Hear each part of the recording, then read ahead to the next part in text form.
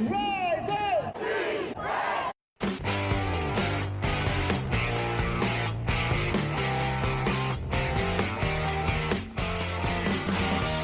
This is the Rise Up See Red podcast, all about the Arizona Cardinals and the NFL, featuring insider and outsider perspectives. Enjoy the best hour of Cardinals talk on the web. Now here are your hosts, Jess Root and Seth Cox.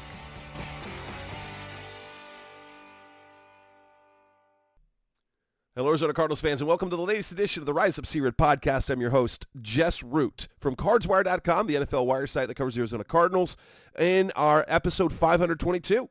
It's the best hour of Cardinals talk on the web, and this is the second of our Combine shows. Seth Cox is with me as is normally the case from RevengeOfTheBirds.com, SB Nation's Arizona Cardinals site. And again, as we've done for years, and this for the second time this week, we have his co-host from the original Draft Breakdown podcast, Justin Higdon. Justin and Seth have been doing the show over there on the Draft podcast for years. If you haven't started listening to it, you should. You should definitely sign up for the Patreon tier, where for $2 a month you get their bonus shows, which right now is the time of year to get that, because especially right now, this is the time to do it as you're leading up to the draft. Get to know different positions, different players, their positional rankings, which are coming up. It's a good time right now, and Justin has been extremely busy between his personal life, professional life, and the draft stuff. We happen to have this a perfect week to do it, so thank you, Jay, for being on for, what is this, like 3 or 4 years or more? I don't even know how many years we've been doing this.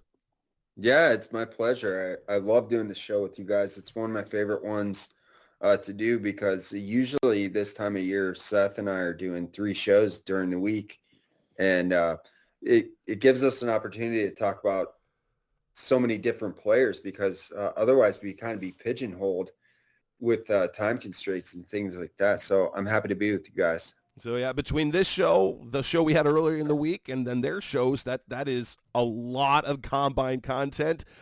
We are going to focus on the defensive side of the ball. If you listen to our offensive show, that was an extra large episode. Hopefully we don't have to put you through to that much talk this time around.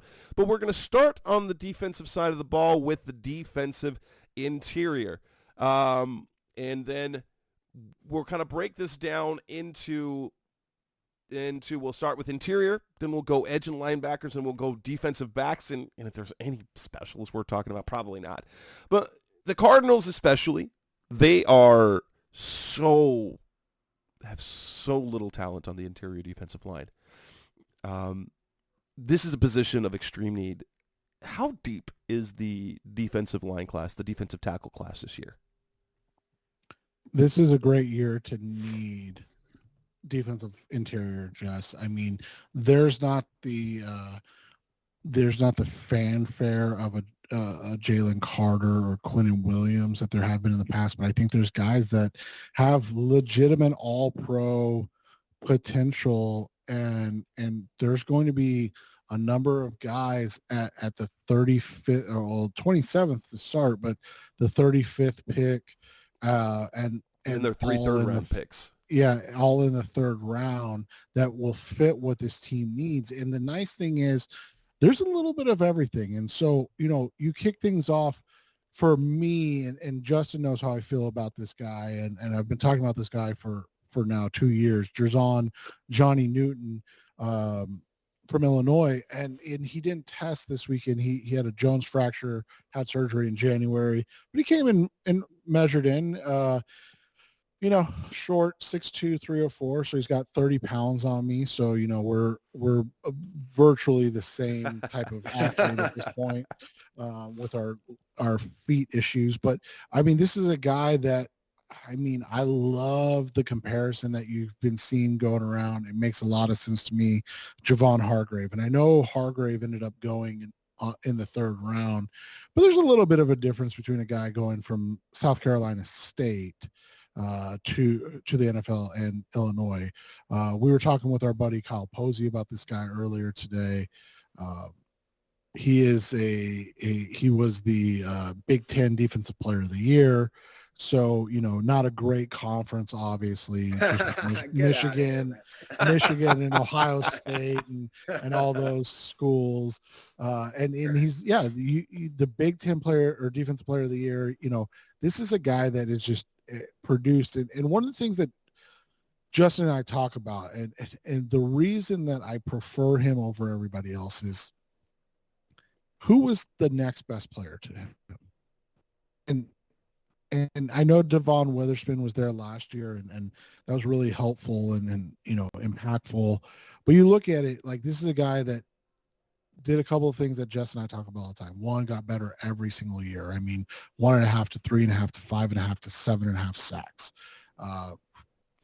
Produced at a high level, despite, you go into any of these things and you look at it and you say, oh, give me all the prospects from Illinois, and there's not any, right? Like, I mean, there's Jerzon Newton, and then there's some guys. I mean, we talked about Tip Ryman on the other show, a day 3 tight end. You got Isaiah Williams, a day 3 receiver, but you don't have much outside of Johnny Newton, and but he was legitimately the best defensive tackle in the Big Ten, and we saw the national champion come out of the Big Ten this year. So I know you said I know your dig at the Big Ten was tongue in cheek, but it really is. I mean, this is a good defensive tackle class, and it's especially good if you don't want to pay a high price for a defensive tackle,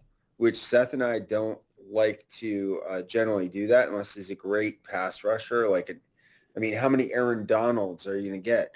But you've got Johnny Newton, who had 7.5 sacks, and he is that penetrating defensive tackle pass rusher that I think is pretty rare. So you're seeing his name in the mock drafts in the first round, and then beyond him, it kind of gets a little bit murkier.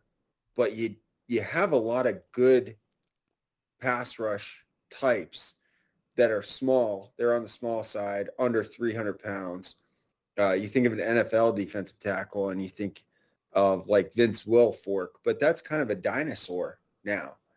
What you want is the guys that can get in and push that pocket and force that quarterback outside at the very least so that your defensive ends can clean it up. So, but there are some really good players here that you're going to get in the 3rd and 4th round range. And that's my estimation. Tell me if you disagree, guys.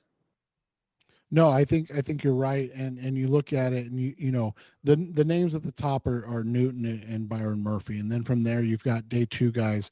Braden Fisk made a ton of money this weekend, right? I mean, this guy was, and at the Senior Bowl too. Correct. Yeah. I was going to say that, Jess. He's an older guy though. He's already 24. Yeah, but and I was talking with somebody about this, Justin, and this is a interesting kind of a hypothesis. I think that could actually play well for him because we've talked about it on our show and how long it takes defensive linemen to mature in the NFL. So you come in a little older, a little more mature, a little, physically more ready to go. Jess, I think it was Jonathan Gannon talked about they just want these guys playing 60% of the snaps. Yeah. There's no reason that Braden Fisk doesn't come in year 1 and play 60% of the snaps. And you're talking about a guy that you get, at that pick 35 range and a guy that produced well at Western Michigan, went from 2.5 to 4 to 6 sacks. I love that he went up from Western Michigan to Florida State and didn't lose the production. Like that's a big thing. That's a big not at thing. all, man. I mean, 6 sacks again this year at Florida State, and so this is a guy. There was a guy that played for the Cardinals that came from Central Michigan to Wisconsin and ended up being a pretty good player. Exactly right. I'm not comparing Fisk to JJ, but but you look at it and you've got a guy that came in at 6'4", 292, tested through the roof. I mean, this is 7'8", absurd. Yeah, I but mean, that's at 478 at 292 pounds. and then I mean the 437 shuttle on top of that was just this is a guy that is, he's an electric athlete at the position, and so when you look at it, he's just one to watch. But then you go down the line, like Justin said. I mean, this is a group that is just elite. I mean, you have You want to look Jenkins. you want to look at the sub 540s on these interior linemen. You've got nuts. Or Horo out of Clemson 489, Dwayne Carter Duke 499. You got Fisk 478, Makai Wingo LSU 485, Chris Jenkins Michigan 491, Jaden Cremediated Michigan Mississippi State 497, Darius Robinson Missouri 495, Brandon Dorleth out of Oregon 485, Byron Murphy 487. That's absurd. That's absurd for those big guys. And you got guys like Gabe Hall and Mason Smith running in the low fives, 503 for Gabe Hall at 291. Mason Smith at 6'5", 306. He was a former five-star we would be talking about him in the first round if he had got injured in a fluky celebration like Bill Grammatica type of injury. He ran 501 with 35-inch arms too. By the way, Jess, we were talking about small hands on Ola Fashanu. Mason Smith, 6'5", 306, 35-inch arms, 8.5-inch hands. Another weird one. It exists. Yeah, another weird one. So the nice thing is if you drop both of them, they can share gloves. But that one's maybe slightly more concerning because you got to tackle guys. You got to grab guys. Right. Yes, that's true. I would say that, but the 35-inch arms, man, from a guy who's 6'5", 306, like, how are you going to get it in on this guy's pads? How are you going to block that guy? I think I really like Mason Smith he's kind of I don't know, Seth, will he go day two? Because the production is not there, but everything else about this guy screams that he should be a first-round pick. 100%, and that's what the question is, and that's the nice thing about this draft overall with the defensive tackle group, Jess, and why needing one is so nice, because this is the year to get one or two, and the reason you can get two is you can get different types of guys. I mean, you can get Braden Fisk at 35, and then come back and get a guy like Mason Smith. You said you got 2 third-round picks. Right. Grab him at 90. They've got 3. They've got 3 third-round picks. Three third-round picks. Yeah. Even better. And so there's this is a guy who's not even 22 years old, and the concern was the injury, right, Seth? But right. He did all the testing. He did all the testing except the bench press. And this is just a fun group, and you mentioned a name like Dwayne Carter. I mean, he's getting pushed down because of playing at Duke and being there, staying the whole time, and now all of a sudden that's a punish thing, right? Like for some of these guys, and he played the extra year, stayed for the COVID year. He didn't have a huge productive season this year, but like the 2 years before that, he had 4.5 and 5.5 sacks on again Duke. I mean, like, and I think the stigma is less about staying back because of the NIL, right?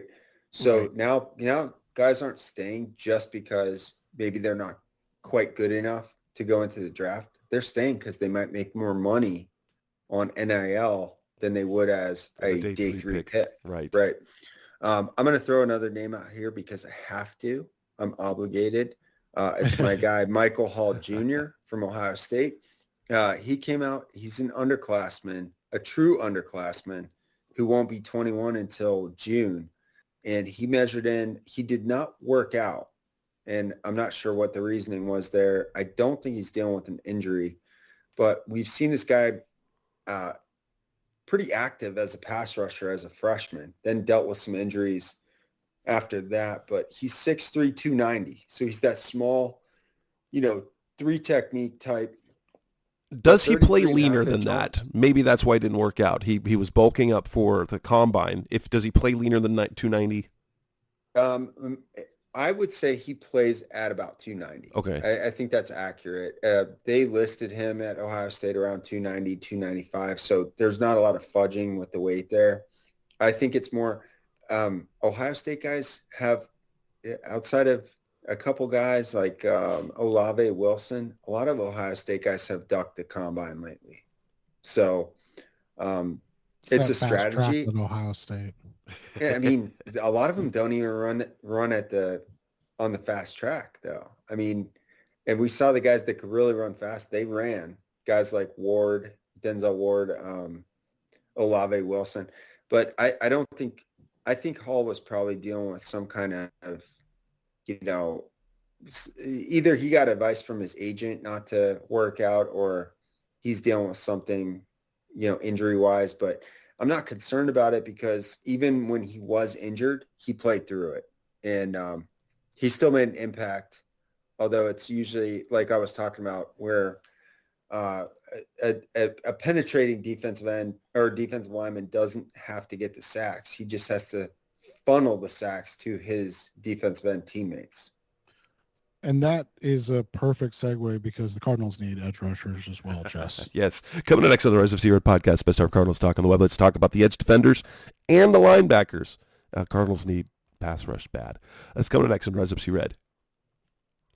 We're back on the Rise of C-Red podcast, Best of Cardinals Talk on the web. Yes, talk about edge defenders and then talk some about linebackers, but edge defenders. The Cardinals and their one whopping sack over the final 6 games of the season. I like to point out that even that one sack was a questionable sack. They didn't actually tackle that. That was Justin Fields running out of bounds for no gain when Dennis Gardeck was about 2 yards away.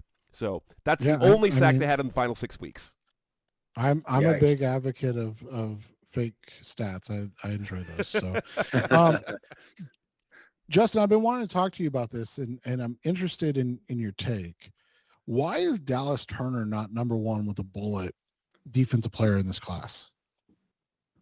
To me, he is. And so I don't really, I mean, to your point, I don't know why he's not. I mean, he was ultra productive as a true freshman. There was a dip in the sophomore year, but you had Will Anderson there, and you had just like teams were really in tune to those 2 pass rushers. And then this year, Turner makes a comeback in terms of production. He's at 6'3", 247, so a little light for like a really prototype NFL defensive end. And the height is pretty average, but long arms, and then just explosiveness throughout, 4.46 40. I think people are kind of concerned he might be like Vic Beasley, but I don't think he is. I think he's a little bit meaner, a little bit tougher than that. And I liked Vic Beasley, by the way. He reminds me of Brian Burns, man. Yeah. So that's a guy who's going to hit free agency and get a big contract. Well, he's getting franchise tag $24 million this year. So. Oh, there you go. And so you look at it, I truly don't understand why Dallas Turner isn't the top defensive player in this draft. There's already the meme going around of Monty Ossenforth's reaction to his, that was one of my favorite things at the combine. And I thought, man, they're going to take pass rusher over Marvin Harrison. I know. Pass on Will Anderson and then pass on Marvin Harrison and kill my draft stakes of, hey, this is the best player in the draft, so we're just not going to draft him. Well, if Bob Keim was still the GM, we'd be talking linebackers first, right? Yeah, Steve Keim would have us. 100%. 100%, or he never did it. You'd be talking about the big defensive tackle, because he coveted those so bad, and the only time Devondre Sweat, yeah. Oh my gosh, we didn't get into him in the last segment, but too heavy. That's my only take on that. Seth, you've always loved Laiatu Latu, and one of the things that's been most concerning about him is the concussion history, I think, or the neck injury history when he was at Washington. Didn't he medically retire? He did. Yeah. He did. And then he was cleared. He wasn't cleared by Washington, but he was cleared by UCLA. And the irony of that, the irony of that is that they didn't clear Jalen Phillips, right? Right. And then he goes to Miami and becomes a first round pick. But Latu, he was always healthy at UCLA. And that was the last 2 years. And he's been the most productive of any of the pass rushers in this class. He knocked it out of the park with his combine, I think.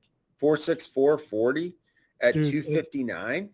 And dude, the athletic comps are, I hate them. I absolutely hate them. Tell me. Because it's borderline TJ Watt. Oh. And so I hate when those athletic comps come back. And it's like, all good players.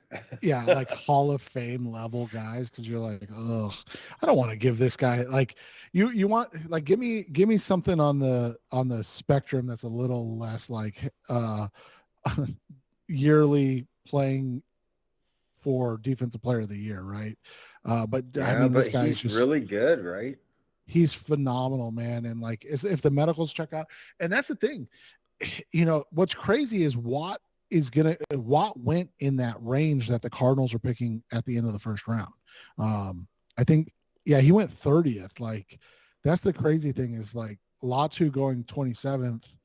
It's not the death knell of like, oh, he's not, going to end up being that. No, man, this is a guy that, like Justin said, incredibly productive while he was at UCLA. And he's got like the power hands. He's got the know-how, the technique, the pass rush technique. I mean, I guess going back to your last question, why isn't Dallas Turner number one with the bullet? Maybe there's some people that like Latu better. The problem is he's going to be, he's going to turn 24, but it's not till the very tail end. His birthday is New Year's Eve, right? Yeah, so he'll play his whole rookie year as a 23-year-old. Well, and like you said, like, I think if you're drafting in the top 10, it's tough to take Latu, even though you've laid out, like, from a production and testing standpoint, he deserves it. But I mean, when you got to get a really clean bill of health on the right on the medical stuff, and that's the real concern, and that's one of the concerns with not just Latu, but with some of the other guys that are highly touted in this draft too, right? Yeah, and you look at it, I mean, Latu, real quick, 34 tackles for loss and 23 and a half sacks the last 2 years. I mean, this guy's been... That's great production. Right, incredibly. Jared Verse, we like him, but we like him probably where he's going to end up going, right? Like mid-late first round type of guy. Our pushback on Verse was that he was being mocked in top 5, and we didn't see him as that caliber prospect. He transferred from Albany to FSU. He was productive at both places, which we love, because when a guy takes a step up in competition, to go from FCS to Power 5, that's quite an achievement, especially when you remain very productive. And Verse had a great combine, man. 31 reps on the bench. He ran a 4.58 at 254. The shuttles are a little below average or right around average. So you wonder if he's a little stiff, which is what you would think if you just watched the tape on him too, because you and I, Seth, have talked about this for years. And our buddy, you mentioned Kyle Posey, who's an FSU guy. We recognize that a lot of the pass rush productivity came from Verse kind of going up the middle, lining up inside, shading inside with another guy outside of him.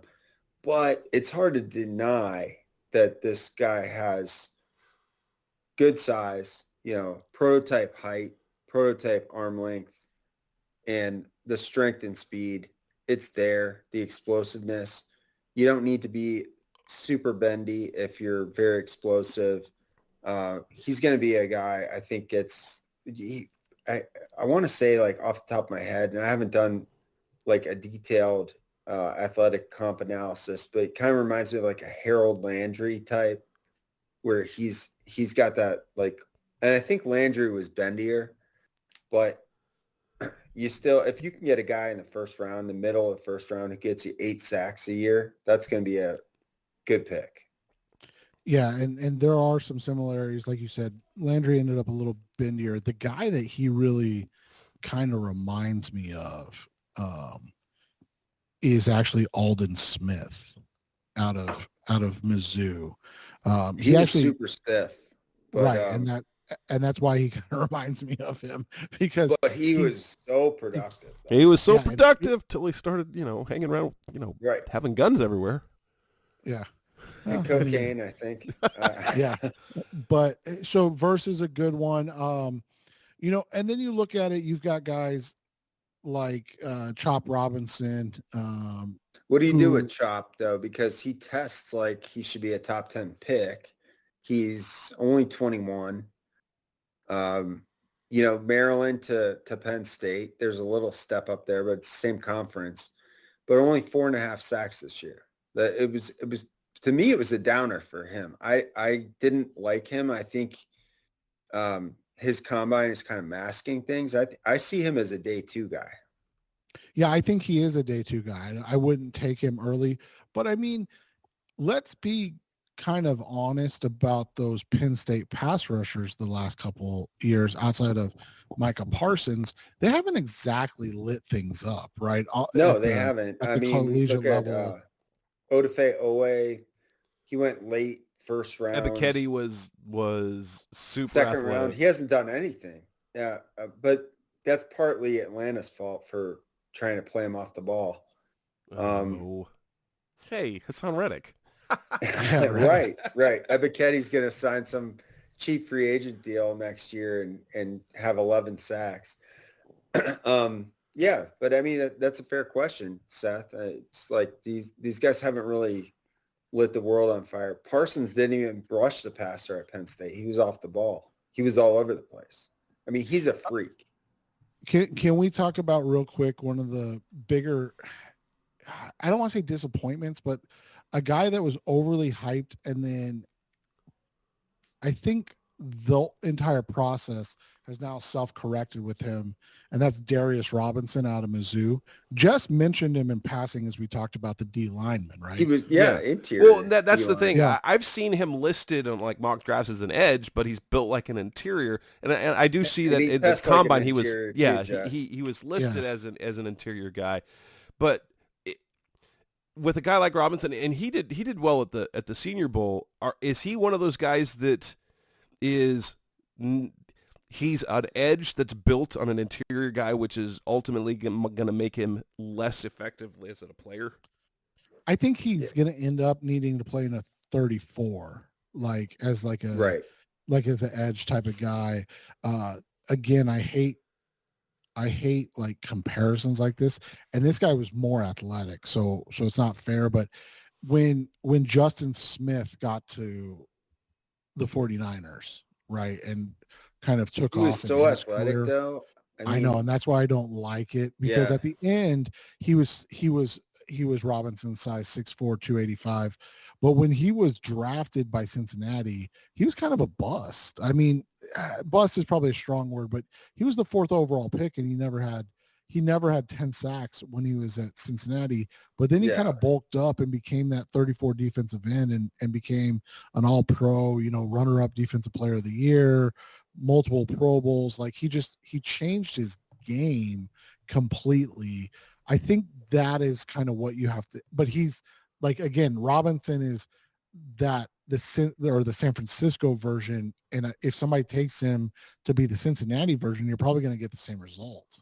I think what ticked me off watching the combine was the comparisons for Robinson to Cameron Jordan. Yeah. I mean, come on, dude. Does he match up with like LJ Collier? Collier was shorter, I think, if I'm recalling correctly.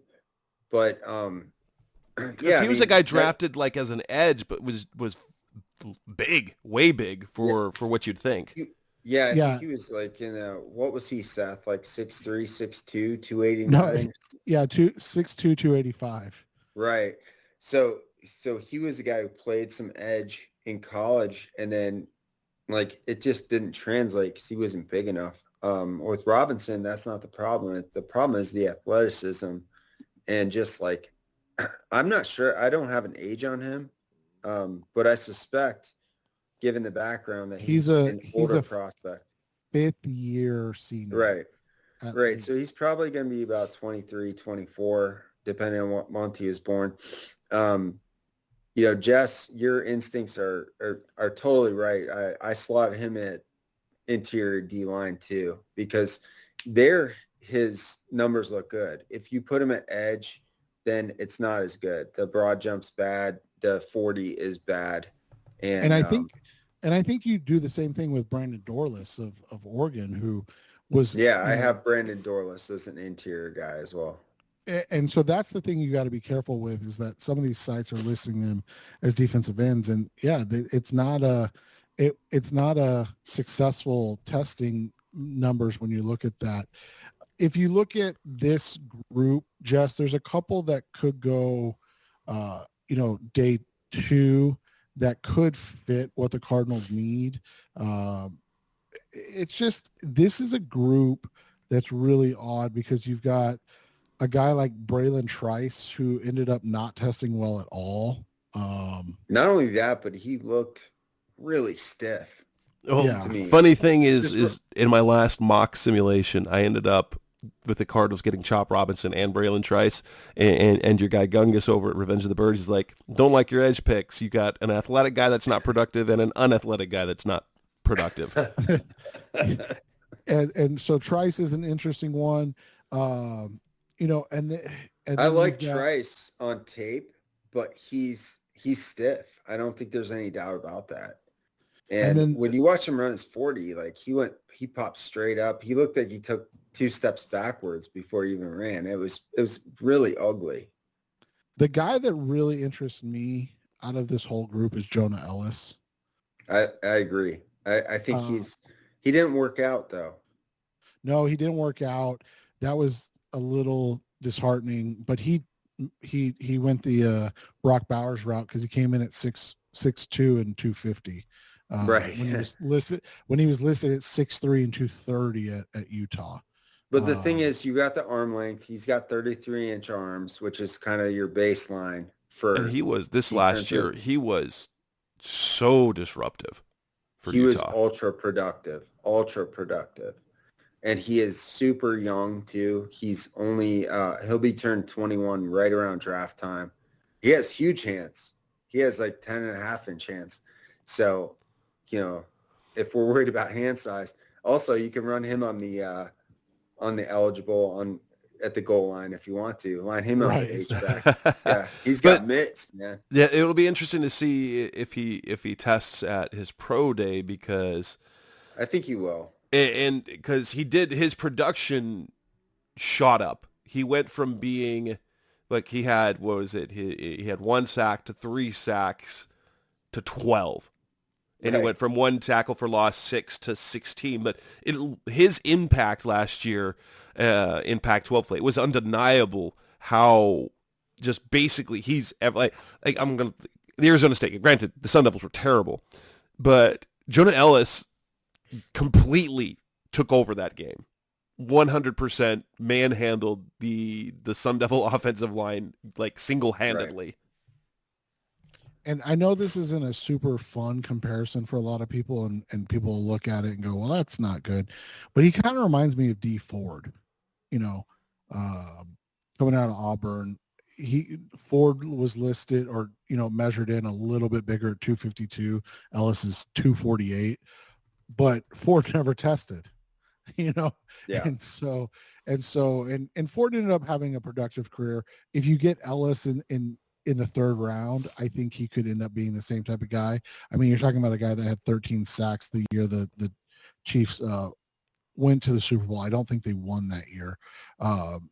With Ellis, I was just worried about, I knew he was going to be under 6'3". That was pretty obvious from watching him, but were the arms going to be long enough to counter that? And I say yes. It's close. He's not ideal at 6'2", 33-inch arms. It's very average in terms of height, but if you look at the way he plays, I don't have concerns about whether, he's a true underclassman in this age of super seniors, And there's something to be said about that and the confidence that it takes to Well, throw your name it makes into it that. better. It makes it a little easier to project improvement over a 24-year-old who's already at his physical, peak. Totally. Yeah, totally. I mean, it's always been that way. And only in recent years have we started saying like, well, this 24-year-old guy, I mean, that used to be an anomaly to say this 24-year-old guy is a top prospect. But now it's kind of pushed to the side just because it's so common. And that's only been a thing in the last like 3 draft classes. Well, And that's going to end after this year. yeah. And So, a guy like Ellis, like if we're talking a day 2 pick, we're not talking a guy that we expect 10 to 15 sacks a year. You're getting a guy who, if you're getting 6 to 8 sacks a year, right. and then peaks out with a couple of double-digit stacks, you've got yourself a great day 2 pick. Yeah, totally right, Jess. And the thing that you'll love about Ellis the most is that, and this will hit home, Jess, he plays with the like relentlessness of like a Marcus Golden. Like he is a 100% guy all the time, to the point you're like, how is this guy still going? And I think I think there's something to be said for that. Sure. Because it's hard to find guys that play that way. The other nice thing is, Jess, this class, and Justin has been diving into it way more than I have because I'm so sick of the position. This class is loaded at inside linebacker as well. We got rid of, the Cardinals got rid of all of their they moved all of their top guys away or to a different position, and we find ourselves in a position where they need another linebacker, but we can trust, at least for now, we're not going to use premium picks on them. That said, the Cardinals do have a need at linebacker alongside Kaiser White. Last year they used a journeyman special teamer, and Josh Woods had a fine season. Chris Barnes, and then at the very end of the year, Edwin Papo, a guy who was an athletic freak coming out of college. Don't know what we can expect from him in terms of NFL career, other than, there's some potential there. But yeah, if we're talking day 2, day 3, that's fun stuff. There's some good ones. And then obviously the guy that popped the most at the combine was Peyton Wilson at NC State, where you got, Isaiah Simmons-ish testing at 6'4", 233, a 4'4", 340. That's eye-popping for sure. Yeah, he lost me some money because I bet on him to go over 4.4 or 4.45, and he went under. I mean, you look at him when he lined up to run that 40, I was texting some of my buddies. I said, he doesn't look like a linebacker. He looks like a shooting guard. He was tall and thin at 6'4". He looked taller than that. I know he came at 6'4" in the 230s, but Peyton Wilson, there's no question about his ability, his athleticism, and his production is incredibly. He had 138 tackles, six sacks, 17.5 tackles for loss, 3 interceptions. Yeah. Well, he did everything. You look at him, watch him run down fast running backs too. So I was dumb to make that bet because I should have looked at the tape where he's just hair on fire running down quarterbacks and running backs from like across the field. He's a really good player. Seth and I have talked about him a lot. His concern is the injuries. He's had 2 or 3 ACLs, right, Seth? Shoot. And then multiple shoulder surgeries. Now, that being said, he's played the last 2 years and he's remained healthy. So we're talking about injuries that go back all the way to high school with this guy. He's on the older side too. He's going to be 24 by the time he's drafted. So, and that's because of the injuries. The reason he went back is because he lost so much time of his career to injuries. So Seth, would you consider him at 35, or is that too rich for a guy with that history? Like he won't make it to round 3. I think he might, Jess. I think he might. I wouldn't mess with him until round 3 at the earliest. Like the injury history is just too much. I mean, It's a lot. he is 100. I mean, this is the funny thing is his like comp on top of everything else is Leighton Vander Esch. And so like the fact that he like moves like Leighton Vander Esch, that he plays like Leighton Vander Esch, and then he's unavailable like Leighton Vander Esch is Exactly. what the concerning thing is. But I mean, you're talking about a guy that is legitimately a freak of nature.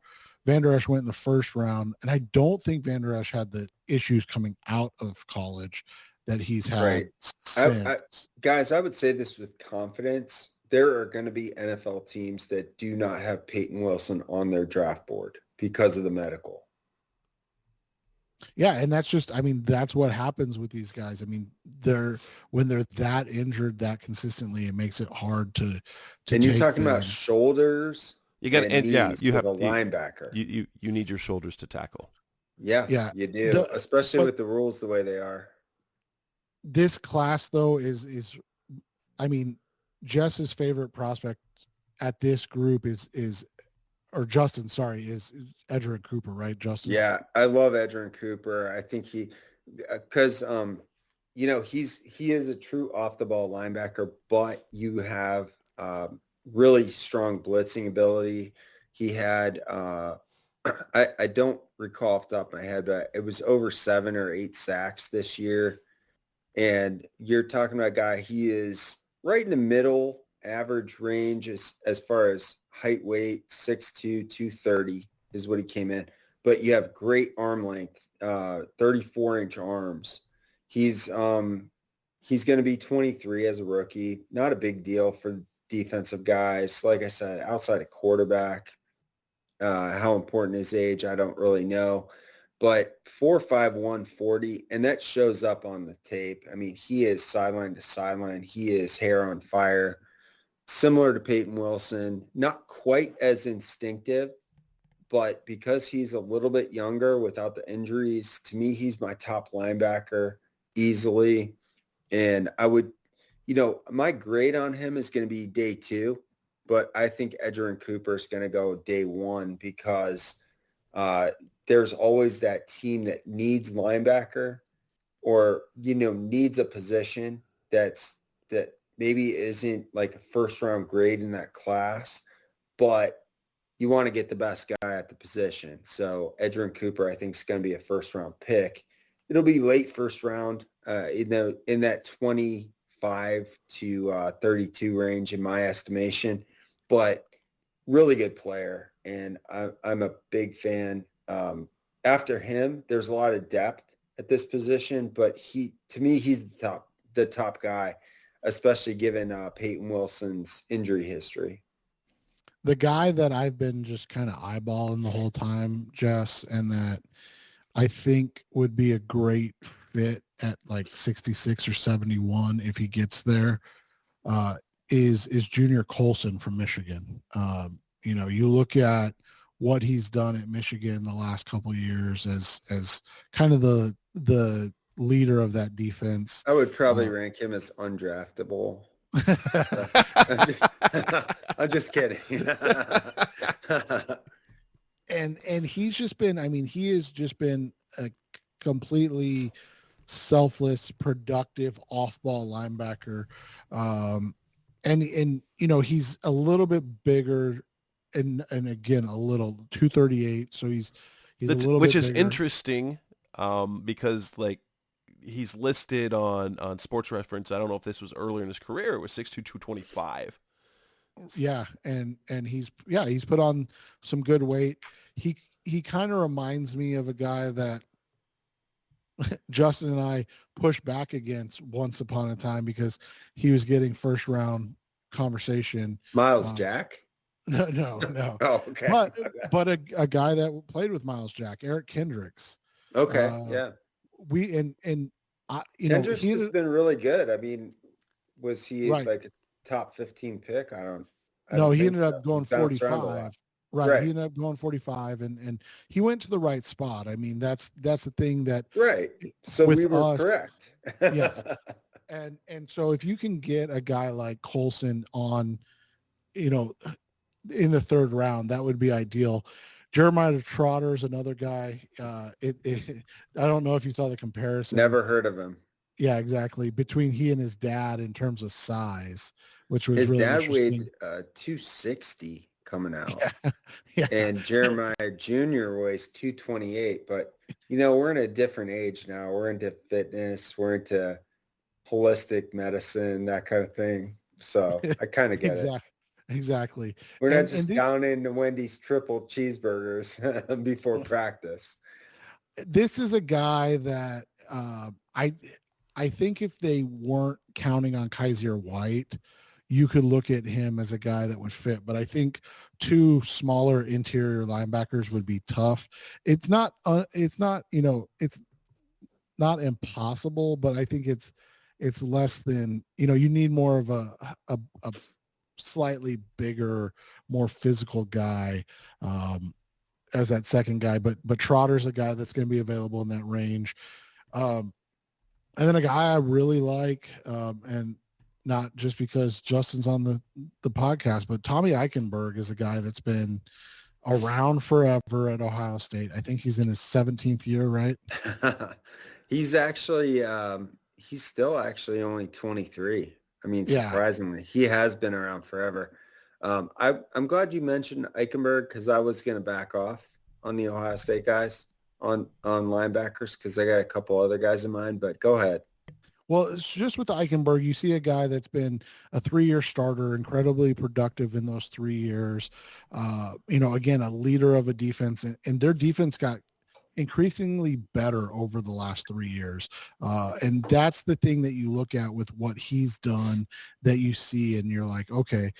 And you know what? Eichenberg is the type of guy that you draft at like 105, right? Like he's a gamer, man. I mean, yeah. The thing is like he got hurt this year and he wanted to come back and play. And Ohio State's medical staff, I think to their great credit, they are super cautious. There are times when you see an Ohio State guy being held out of the game and he is jumping around and celebrating on the sideline. It's not the player's call. Their medical staff works closely with the coaching staff, keeps guys from harming themselves.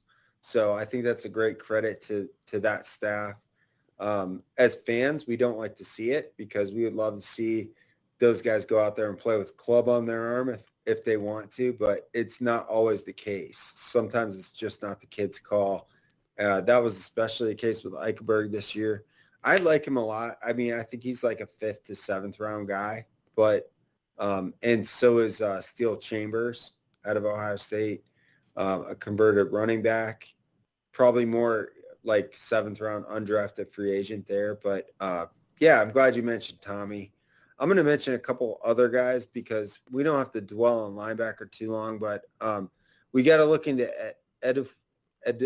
Edifuan Ulofushio from Washington, and I hope you guys can correct me on name that sounded exactly right. Ulofushio, that looks right to me.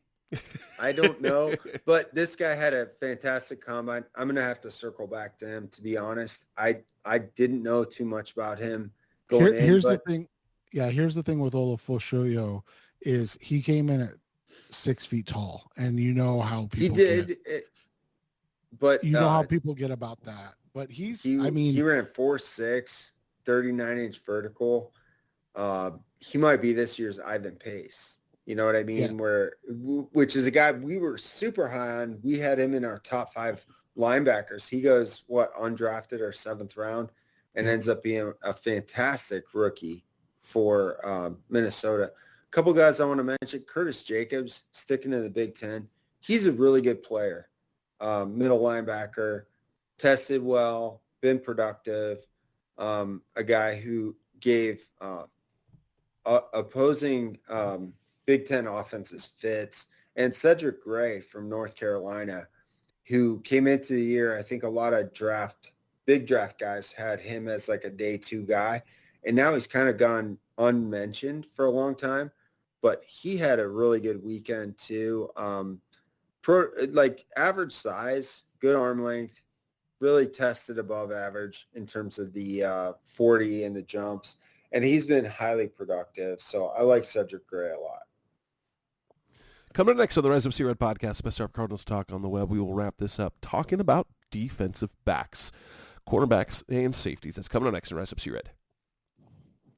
We're back on the Rise Up C-Red podcast, Best of Cardinals Talk on the web. Defensive backs, definitely a need the Cardinals have. They threw numbers at the position last year with young guys. They drafted 2. They had 2 undrafted guys that ended up starting for them. But cornerback definitely could be in play.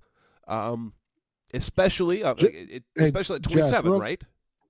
Josh, real quick, let's run through safeties because they're not going to draft one unless they trade Budda Baker. And there's not, I mean, it's not a bad class, would you say, Justin? But there's definitely not the flair of before. But corners are No, really I mean, interesting. with safeties, the safeties that you're going to like are guys that we might move from corner. So Exactly. But I mean, you had Tyler Nubin didn't test. He's kind of the consensus safety 1, and then he came in at 6'1" and 199 pounds. He might be consensus safety 1 unless you think Cooper DeJean is safety 1, right? Which I think he is. I'm putting Cooper DeJean as a safety because I view him as that like Tyrann Mathieu type. Cameron Kitchens, incredibly disappointing combine, right? Yeah, I mean he's in that category. I mean 4.6, 540. You look at his tape, and there's a lot to like. So I don't think he's going to. Was Tony Jefferson undrafted? He was. Yes. Yeah, I don't think he's going to go that far where Kitchens is just undrafted, but it is jarring to see a guy. And Seth, you and I usually do our defensive back safety work late, like after everything else is done, because it's just not a position group that's conducive to like the type of tape that we get, right? We're not breaking down too much all 22. Sometimes you get some, sometimes you don't, but what you look at with the athleticism production, Kitchens was a major disappointment, I think, across all draft nicks, even big draft. And now I say this, with a grain of salt because he still looks really good on tape.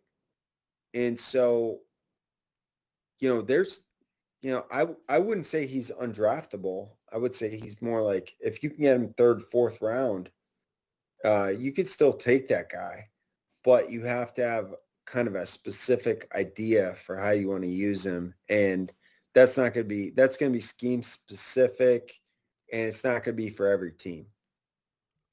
The other guy that's kind of gotten some run is Javon Bullard, the Georgia safety. I thought he had an okay combine, but he came in like, I think 10 pounds lighter than what they listed him at in college. I got to look this up. So Bullard, did they list him at corner or safety? You're right. They have him at safety. He was 198, and he's got extremely short arms, but he ran well. And he did.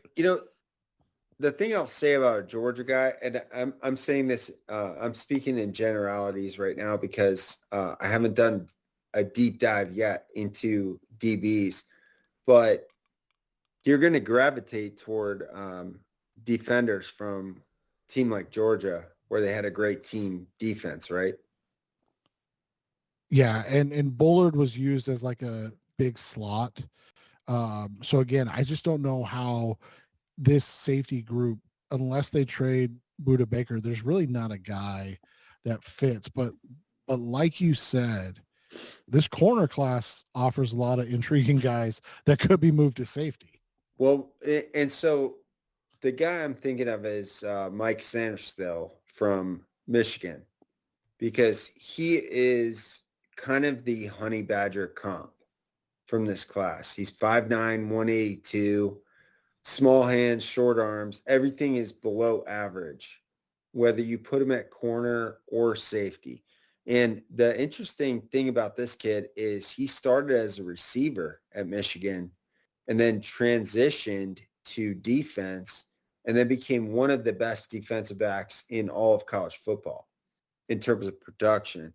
Now, he's an older guy. He's going to be 24 years old in October, but he knocked it out of the park, I thought. 4.47 740, explosive jumps, the short shuttle, the three cone, they were in well above average range, whether you put him at corner or safety. So to me, he is one of the most exciting players in the entire class. I think he's a day 2 pick, but he's a real football player. He's a football guy. I mean, he will do whatever it takes. He was when they had him at receiver, he could beat the DBs. When they put him at DB, he was making plays. He was a ball hawk. He was instrumental in Michigan winning the national championship. And he's probably my favorite Michigan guy in this class. The other guy that I love that's in the same vein is that is the kind of has that honey badger mentality. He's a little bit bigger, but Chris Abrams-Drain, and by bigger, I mean a little taller, 5'11", but 179. He tested well, ran a 4.44. He didn't jump extremely well, but you go back to what Tyrann Mathieu did, virtually the same jumps. So I love Abrams-Drain. I mean, he is Seth, you and I talked about his teammate, Ennis Rakestraw, on our Patreon show last week. I think we both came out of this weekend still thinking that we like Abrams-Drain better. Yeah, and he's a guy that, on day 2, if you added him or Mike Sandstrel, I don't want to go as far as saying it, but like, who is the defensive back that has the wife that likes to talk on Twitter? Grimes. I couldn't. Yeah. They play like wait, that. who was it, Jess? I don't remember first name. Grimes is the last name. Grimes, yeah, Brent Grimes, I think. Yes, and then, or Cortland Finnegan. I don't know if you guys remember. I remember his him. Obviously, famously got into a fight with Andre Johnson. Yeah, yeah. So like that's who these guys remind me of. Like just you need those guys. You need those guys on your team. I mean, those guys are tone setters. Right. That's why I love Samerstel. And and guys like DeJean, man, he's a tone setter. So you look at 27, Jess, I don't think Terrion Arnold's going to be there. He's kind of the consensus top guy. I don't think he tested as well as people had hoped. His jumps were very good. It was just a 40. And again, like, let's get some GPS on him because, he's played the slot. He's played outside. He held up well on both roles. So I don't think he's slow. And even 4.51 or whatever he tested, that's not a deal breaker, right? Yeah. I think the guy that's going to end up going first from corners, though, is going to be Quinyon Mitchell, the Toledo corner, who's, we talked on the other show earlier this show, about Braden Fisk, and the Senior Bowl. Mitchell was kind of the same thing and then backed it up with a completely elite combine running a 4.33 at 195 interestingly pounds. too, Seth, Quinyon Mitchell has some good tape against Marvin Harrison Jr. from 2 years ago. Yeah. Now, Harrison, if I recall correctly, still beat him for a touchdown, but Mitchell was all over it. I mean, the coverage wasn't the problem. It was C.J. Stroud and Marvin Harrison were the problem. Right. And he's the guy that's probably, if you trade back, Jess, he could be the guy that you look at to kind of be your corner one, but he's going to go, I'm going to guess he ends up in the top 15. Let me ask you about this. I agree. let me ask you about this, and because I don't know if this guy fits with what the Cardinals want at corner, and that's Nate Wiggins, the Clemson corner, 6'1", but 173. He's a coverage guy, and I don't know if he brings the physicality that they would want. Especially as much zone as they like to play. Right, and it kind of takes away from what he does. I just don't see a guy. He's super thin, like super thin. Yeah, I mean he's heavier than like Emmanuel Forbes, but he doesn't have the length. Right. I mean, one of the things that's glaring about Wiggins is short arms. And then he 30 and a pulls half up, inch arms. right, and then gets hurt running his 40. You look at this group, I mean, obviously Kool-Aid McKinstry has the Jones fracture. He couldn't work out. Cooper DeJean is recovering from an injury as well. Didn't work out. But the size of this group is interesting because you have a lot of 6 foot plus, 190 pound plus corners in this class.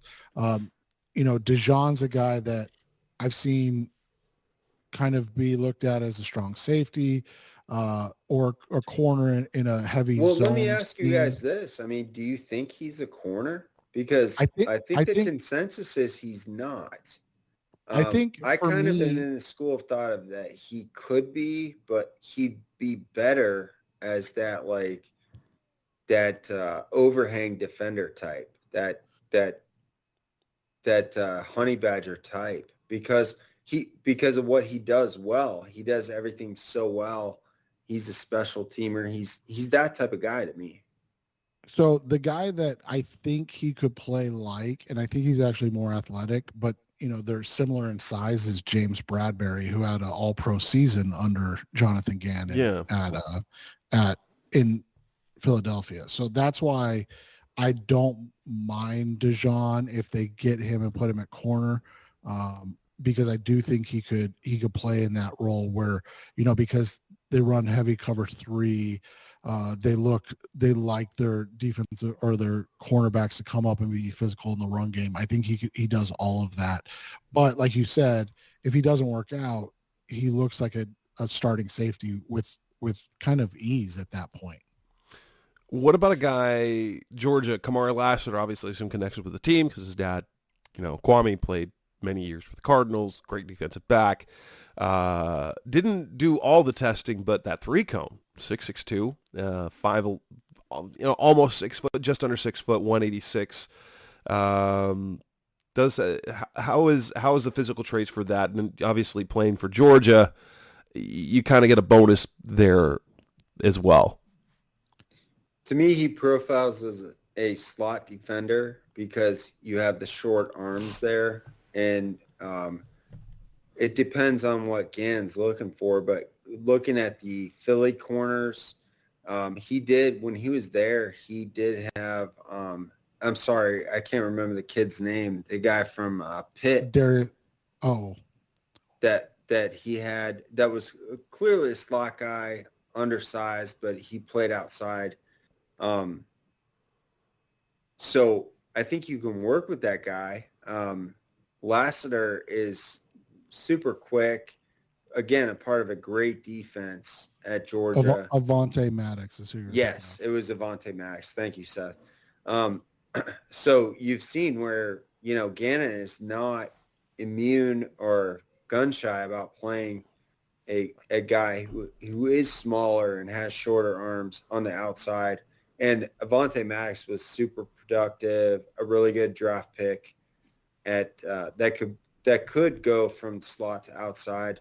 But ideally you don't want him playing outside. And I think that's kind of the same way with Lassiter. I think he would be, we could talk about this another time about the draft value of like drafting a nickel, but that's Lassiter to me. So, 3rd round, whatever, that sounds good. I think you could make that work. A guy that really had a great combine and then has, a sub 6 foot, sub 190, but has longer arms, over 32 inches. And like I said, incredible combine, Max Melton out of Rutgers. Right. You look at him, he's going to get a chance to play outside early, wouldn't you say? Yeah, for sure. Max Melton. I thought he had a really good year. Again, a Big Ten guy, so I got to see him a lot. But he's got the length. He's young. He's incredibly athletic. His brother plays in the NFL. I mean, he's a better prospect than his brother Bo, who went, I think, 7th round. But Max Melton, every time I saw him play, he stood out.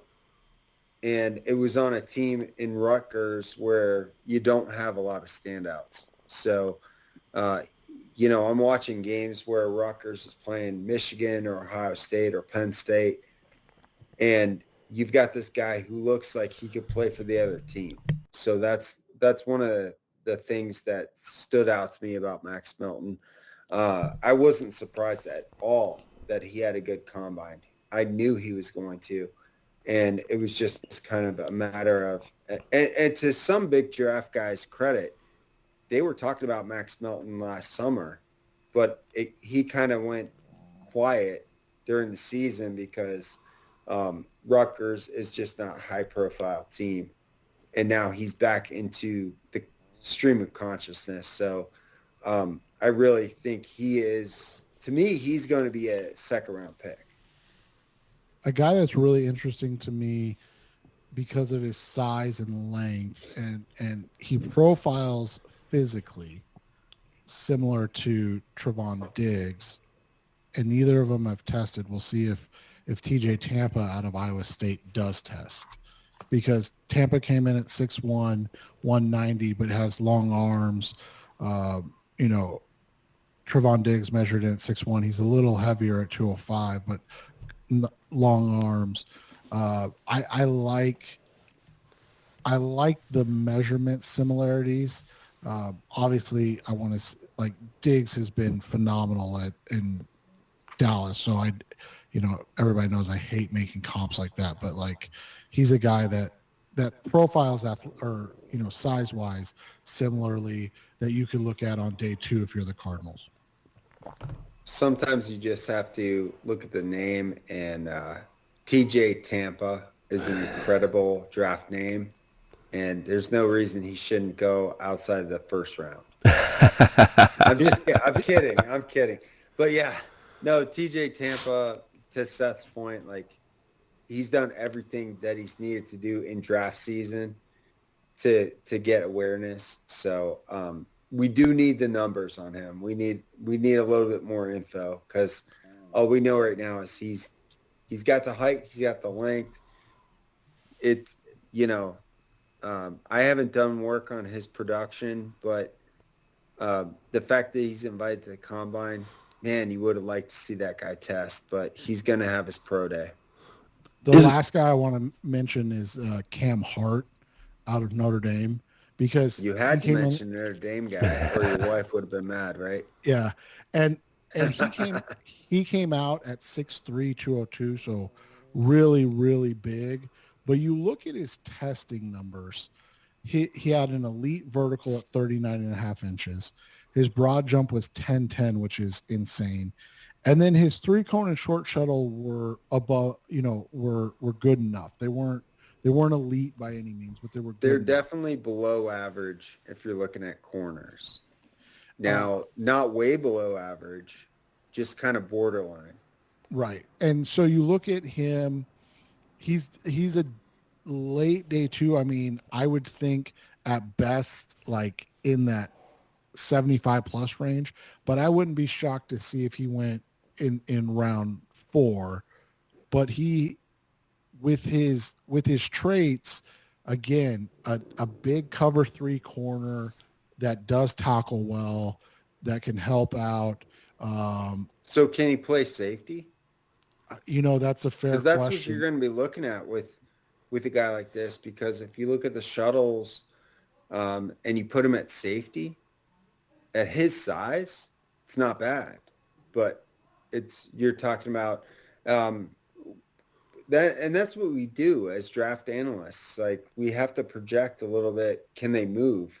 Can they move to a different position? Can this tackle play guard? Can this center play guard?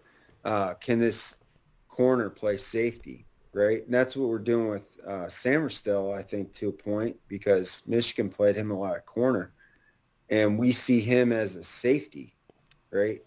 Is Cam Hart? Because I like Cam Hart quite a bit. He showed up in coverage really well against Ohio State, against tough receivers.